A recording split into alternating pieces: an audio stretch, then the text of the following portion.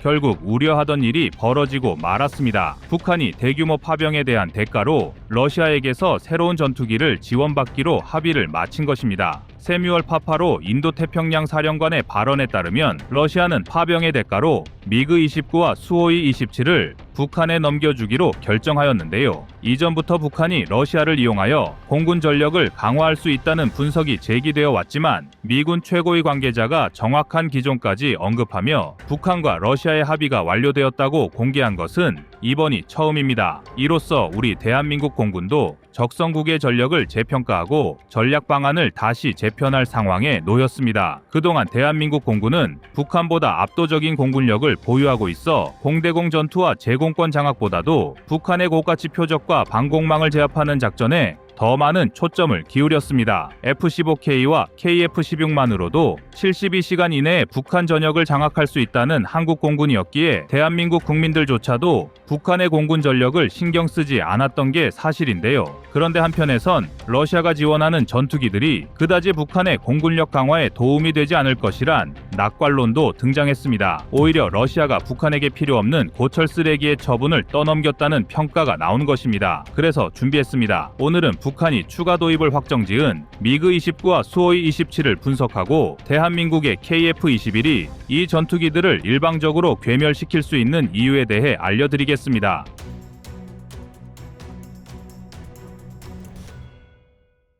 러시아가 북한에 제공하기로 결정한 미그-29와 수호이-27은 모두 1970년대에 초도 비행에 착수하여 1980년대부터 실전에 배치되기 시작한 4세대 전투기입니다. 북한은 이미 40대의 미그-29를 도입하여 운용하고 있었으며 이는 북한 공군이 보유한 전력 중 그나마 한국 공군과 교전이 가능하다고 평가받는 전력인데요. 반면 수호이-27은 북한에서 도입한 전례가 없는 기체로 이번 파병을 통해 처음으로 북한 공군에 보급될 예정입니다. 그러나 결론부터 먼저 말씀드리면 북한이 러시아로부터 두 전투기를 지원받는다고 하더라도 한국 공군을 위협할 수준의 전력을 보강하기는 어렵습니다. 오히려 북한이 러시아로부터 사기를 당했다고 봐도 무방할 정도로 별 볼 일 없는 전투기라 할 수 있는데요. 무엇보다 미그-29와 수호이-27은 러시아에서도 더 이상 생산하지 않고 보관만 하고 있던 전투기입니다. 다시 말해 북한이 받게 될 전투기는 신형이 아니라 러시아에서 사용하지 않는 중고품을 받게 된다는 이야기이며 이를 다시 운용하기 위해서는 장시간 재정비 기간을 거쳐야만 합니다. 통상적으로 중고 전투기를 도입한 나라들이 가지는 재정비 기간이 6개월 내외로 소요된다는 것을 감안하면 북한이 지금 당장 전투기를 지원받아도 내년 하반기에나 실전 배치가 가능합니다. 게다가 이 또한 부품 수급과 정비 체계가 잘 갖춰졌다는 것을 가정하였을 때 가능한 이야기이며 미그-29는 대다수의 나라에서 부품 부족과 노후화로 퇴역시키고 있다는 점을 감안하면 북한이 전투기를 재정비하는데 소요되는 시간은 더욱 길어질 수 있습니다.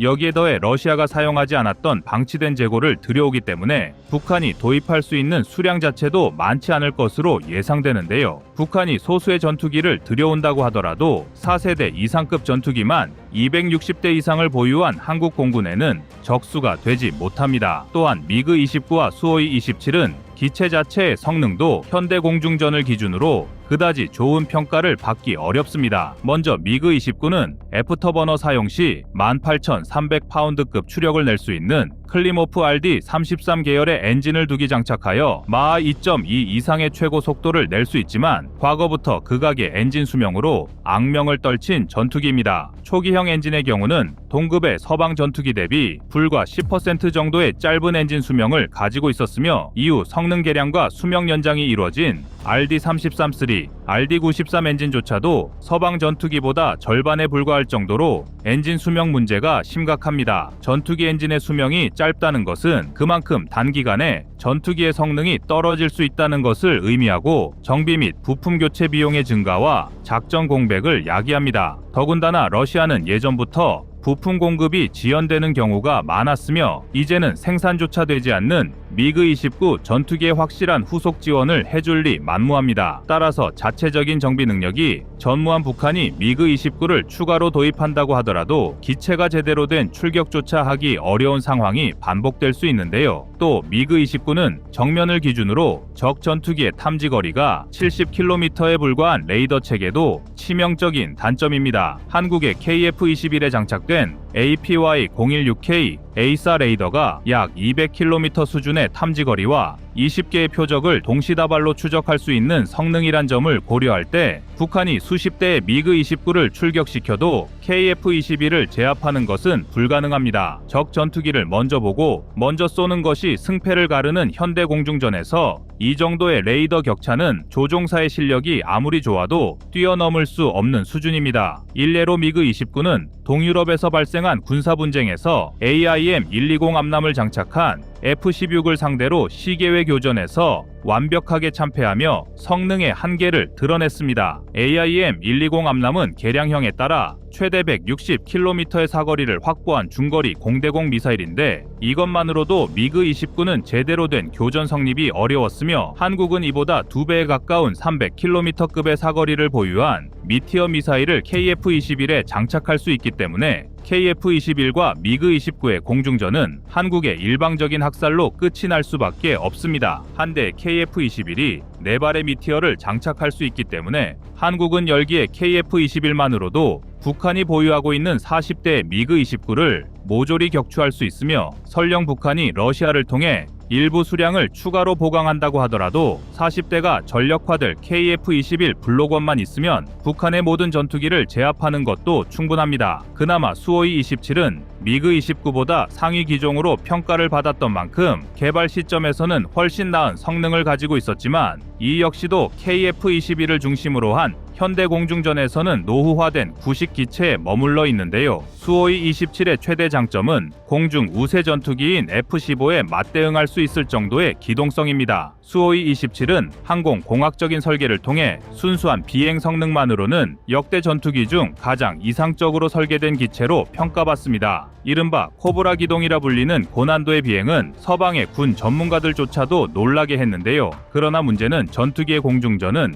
기동성만으로 하는 것이 아니라는 것입니다. 물론 전투기가 공중전에서 우위를 점하기 위해서는 뛰어난 기동성을 갖추는 것은 중요하지만 기동성 이외에도 적을 탐지할 수 있는 레이더와 전자장비, 원거리에서 적을 격파할 수 있는 무장체계 등이 함께 갖춰지지 않는다면 이는 전투기가 아니라 그냥 비행기에 불과합니다. 그런데 수호이 27은 미그-29와 비교하여 그다지 차이가 없는 성능의 레이더를 탑재한 기체들이 대다수입니다. 전투기의 크기가 미그-29보다 커진 만큼 레이더의 물리적인 크기는 커졌지만 레이더에 사용된 프로세스가 동일하기 때문에 수호이 27의 표적 탐지 능력은 매우 뒤떨어졌습니다. 레이더의 크기가 커진 만큼 탐지 거리가 늘어났으나 레이더로 포착한 신호를 분석하는 처리 능력이 떨어졌으며 다수 전투기와 동시 교전 능력도 부족했습니다. 이후 러시아는 일부 기체에 대해 최신 레이더를 탑재하는 성능 개량을 진행했지만 이러한 기체를 북한에 넘겨줄 확률은 현저히 떨어지는데요. 게다가 수호이 27은 장착할 수 있는 공대공 무장 측면에서 KF-21을 따라오기 어렵습니다. 현대 공중전은 전투기 자체의 성능뿐만 아니라 사용할 수 있는 미사일의 성능도 점차 중요해지고 있습니다. 전투기의 레이더 성능이 발전하면서 시계외 교전이 중심이 되었고 레이더와 연동된 정밀한 유도 방식을 활용하기 위해서는 그만큼 미사일의 성능이 중요한데요. 또한 강력한 전투기 성능은 미사일 공격에 대한 회피 기동 능력을 증가시켰기 때문에 이제는 공대공 미사일의 중요성이 점차 커지고 있습니다.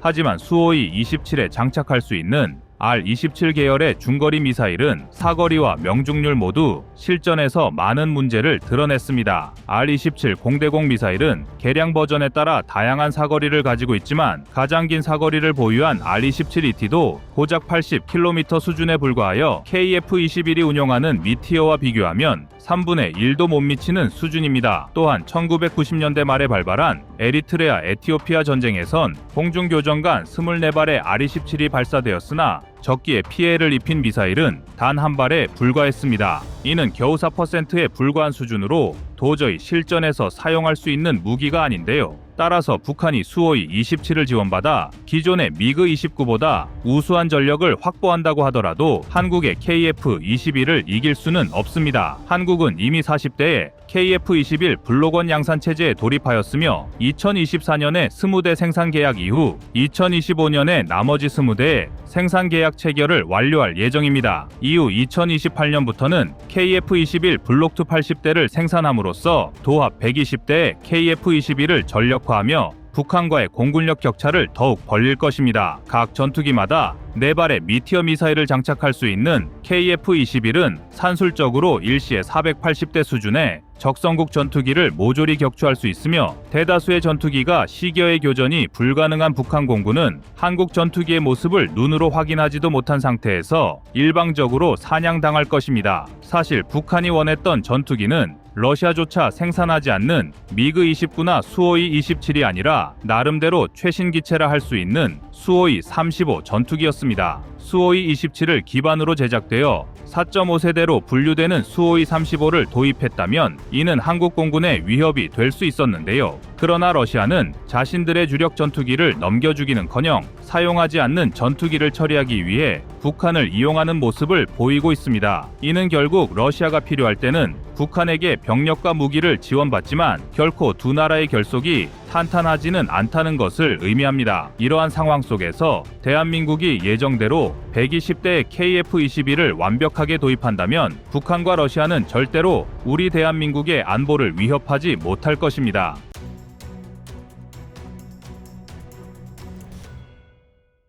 다음은 24년 10월 31일 러 파병 노림수 영상입니다. 김정은이 북한인민군 내 최정예 부대인 11군단 폭풍군단 1만 명 이상을 러시아로 파병하기로 하면서 이 부대에 대한 관심이 높아지고 있습니다. 폭풍군단은 1968년 1월 22일 당시 박정희 대통령을 시해하기 위해 파견되었던 한국과는 지독한 악연을 가진 부대라 할 수 있는데요. 전쟁 시 후방 침투와 주요 인프라 파괴를 목적으로 한 고강도 훈련을 받아온 정예 병력들입니다. 이들은 여타 보병부대와 비교하면 상대적으로 잘 훈련되어 있으며 특히 충성도가 매우 높은 집단으로 한국전쟁 재발 시 큰 위협 중 하나로 여겨지고 있는데요. 과거 김일성이 이 폭풍부대를 두고 이 중 단 한 명이라도 일개 사단과 바꾸지 않겠다라고 말한 발언은 이들 부대에 대한 김씨 부자의 믿음을 보여주는 사례라 할 수 있습니다. 그러나 폭풍부대의 실제 전투력에 대해서 의혹을 제기하는 전문가도 많은데요. 특수부대라는 이름에 걸맞지 않게 훈련과 보급의 수준이 낮아 머릿수만 많을 뿐 현대전에 대한 대비가 제대로 되어 있지 않다는 주장입니다. 실제로 폭풍부대 상당수는 육군 특전사나 해군 특전사에 비해 훈련의 강도와 보급 무기의 질이 떨어진다는 탈북자의 증언이 나오고 있습니다. 그러나 이들의 전력이 베일에 쌓여 있다고는 하나 북한군 내 입지가 독보적인 만큼 실제로 우크라이나 전선에 배치된다면 러시아는 전략적으로 새로운 전환점을 맞이하게 될 텐데요. 이는 현대 역사상 처음으로 북한의 무력 지원을 받는 강대국이라는 특이한 사례로 기록될 것입니다.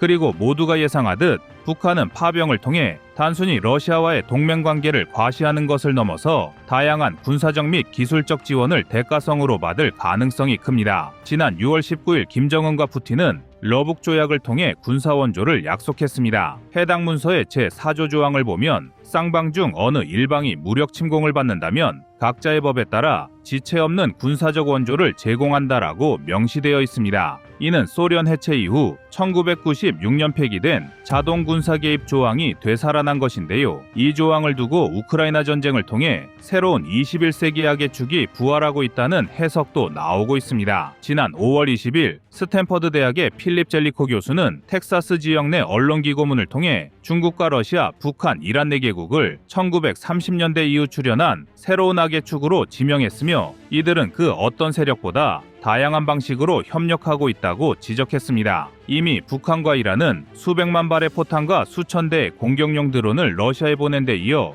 200여 발의 단거리 탄도발사체를 포함 수백 발의 미사일도 러시아에 제공하고 있습니다. 실제로 러시아는 전쟁 발발 이후 북한산 단거리 미사일 KN-23을 약 65발 발사한 것으로 추정되는데요. 여기에 또 다른 악의 축 중국이 생산한 막대한 부품이 러시아 전쟁에 직접적으로 사용되고 있습니다. 미국 정부 추정치에 따르면 중국은 러시아 기업을 통해 이들 부품을 수입해 순항미사일과 드론을 생산하고 있는데요. 이들 악의 축 국가들은 여기서 멈추지 않고 군사 분야 인재풀을 이용한 기술 교류 역시 활발히 하고 있습니다. 러시아는 이란의 군사고문단으로부터 드론과 미사일을 혼합한 복합적 공중공격 방법을 학습하는 대신 드론 제어 및 GPS 신호 교란에 대한 정보를 이란과 공유하고 있으며 마찬가지로 북한도 서방 방공망에 대한 미사일 성능과 관련하여 귀중한 기술적 군사적 통찰력을 얻고 있습니다. 실제로 김정은은 전투병을 파병함으로써 러시아로부터 많은 것을 얻어내려 하고 있습니다. 김정은은 그동안 핵잠수함 기술과 군용 위성 기술, 대륙간 탄도미사일 기술에 관심이 많았는데요. 러시아의 기술 이전으로 북한은 기존의 미사일 성능을 향상하고 정찰 위성을 통한 미국 및 한반도 주변 상황의 실시간 모니터링 역량을 확보하려는 야심을 드러내고 있습니다. 실제로 작년 11월 천리마 일형 발사체에 만리경 1호를 탑재하여 정찰 위성을 우주 궤도에 올리는 데 성공했는데요. 당시에도 대한민국 국정원은 러시아가 완제품 형태의 신형 엔진을 통째로 북한에 제공했을 가능성을 언급했습니다. 저명한 핵무기 전문가인 해커 지그프리드 박사는 러시아가 북한의 첨단 핵기술을 넘겨줄 가능성을 지적했는데 실제로 러시아의 도움으로 북한의 미사일 기술이 몇 단계 도약한 것으로 추정됩니다. 가령 북한은 현대식 수소폭탄에 필요한 폭탄 연료인 플루토늄과 삼중수소의 재고가 없었으며 미 본토에 도달할 사정거리의 ICBM급 로켓 기술 역시 정상적 궤도로 발사된 적이 없어 유도와 재진입 데이터는 확보하지 못한 상태였습니다. 그러나 러시아라는 후원자의 등장으로 북한은 이런 격차를 빠르게 좁힐 것으로 전망되고 있습니다. 또한 우크라이나 전쟁은 북한에는 일종의 실험실입니다. 사실 북한군은 전쟁 물자의 부족으로 제대로 된 훈련조차 치른 적이 없는 경험치가 제로인 군대였는데요. 이번 파병을 통해 KN-23 단거리 미사일 등의 성능을 시험하고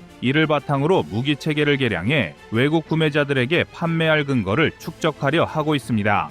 여기에 김정은 정권은 러시아와의 관계를 통해 중국에 대한 경제적, 군사적 의존도를 줄이려는 전략적 목표를 가지고 있습니다. 지난 9월 10일 미 의회조사국은 러북 관계에 대한 최근 보고서에서 북한이 러시아와의 관계 강화를 통해 대중국 의존도를 낮추는데 도움을 받을 수 있을 것으로 분석했습니다. 실제로 북한은 식량과 석유 등 안보리 제재 품목을 러시아로부터 들여오고 있는데요. 다만 문제는 중국에 대한 북한의 의존도가 매우 높으므로 전체적인 수준을 낮추는 데는 한계가 있을 것입니다. 대한무역투자진흥공사가 지난 7월 발표한 자료에 따르면 지난해 북중 교역액은 27억 2110만 달러로 북한 전체 교역 규모의 98.3% 수준입니다. 때문에 아무리 러시아와 북한의 관계가 좋다고 하지만 이것이 중국의 대북 영향력을 약해졌다는 판단은 섣부른 것인데요. 중국은 여전히 북한은 물론 러시아에까지 강력한 영향력을 행사하고 있으며 이는 우크라이나 전쟁이 장기화할수록 더욱 심화될 전망입니다. 중국의 경제 규모는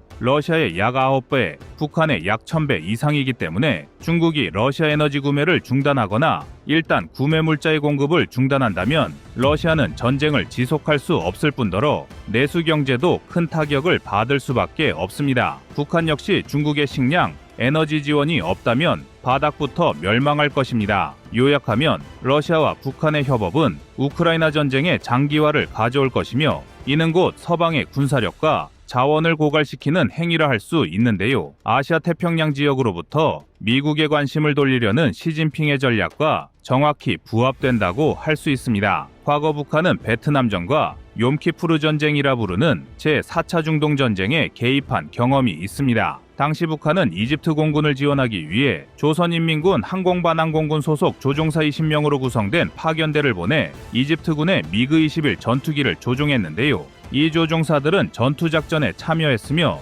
일부는 베트남 전쟁에 참여한 경험이 있어 공중전에 능숙했습니다. 당시 북한은 조종사 외에도 지상 승무원, 기술자, 통역사, 행정직원도 지원했는데 이런 경험을 통해 향후 무기 시험 및 성능 개량과 관련된 귀중한 데이터와 교훈을 얻은 적이 있습니다. 그리고 이러한 역사적 맥락은 북한이 우크라이나 전쟁에 개입할 가능성을 더욱 현실화하는 요소로 작용하고 있습니다. 하지만 이번 파병은 단순한 과거의 반복이 아닌 훨씬 복잡한 지정학적 계산이 깔린 것으로 보입니다. 김정은 정권의 이러한 도박성 전략은 국제사회에 큰 우려를 불러일으키고 있으며 특히 한반도와 동북아시아에서의 안보 환경이 더욱 복잡해질 것으로 보입니다. 이미 한국, 미국, 일본 간의 군사적 협력이 강화되고 있는 상황에서 북한의 파병 결정은 이러한 긴장을 더욱 고조시킬 가능성이 큽니다. 북한의 파병이 한반도에 미치는 영향은 상당히 중대한 사안입니다. 김정은 정권은 우크라이나 전쟁에서의 러시아의 전술을 관찰하며 한반도에서의 군사적 계산을 재조정할 가능성이 큽니다. 특히 김정은이 푸틴의 무분별한 전쟁 행위를 국제법을 무시해도 되는 전례로 오판하게 된다면 이는 한반도에서의 추가적인 도발 가능성을 증대시킬 것입니다. 이에 따라 한국과 동맹국들은 다음과 같은 대응 전략을 마련할 필요가 있습니다. 먼저 북한의 KN-23 단거리 미사일과 같은 신형 미사일 위협에 대비하기 위해 한국과 동맹국들은 다층적인 미사일 방어망을 강화해야 합니다. 여기에 북한의 파병을 국제사회에서 비난하고 제재 수위를 높이는 외교적 노력이 필요하며 한국과 미국 등 동맹국과의 군사협력을 더욱 공고히 하여 북한의 위협에 대비하는 것이 중요합니다. 결론적으로 김정은의 우크라이나 전쟁 파병 결정은 단순한 국제동맹 과시가 아닌 북한의 군사적 능력을 한층 강화하고 대중국 의존도를 줄이며 국제사회에서 자신의 존재감을 드러내기 위한 고도의 전략적 움직임이라 할 수 있습니다. 이는 곧 한반도와 동북아시아에서의 군사적 긴장을 새로운 차원으로 끌어올리는 결과를 초래할 텐데요. 이러한 북한의 도발적인 행보에 대응하기 위해 한국은 군사적 방어력을 더욱 강화하고 국제사회와 협력하여 북한의 무분별한 도박을 제어할 필요가 있습니다. 그리고 시간이 지나 이번 결정이 얼마나 무모한 도박이었는지, 그리고 그 대가가 얼마나 참혹한지 뼈저리게 깨닫게 해주어야 할 것입니다. 이상 꺼리튜브였습니다.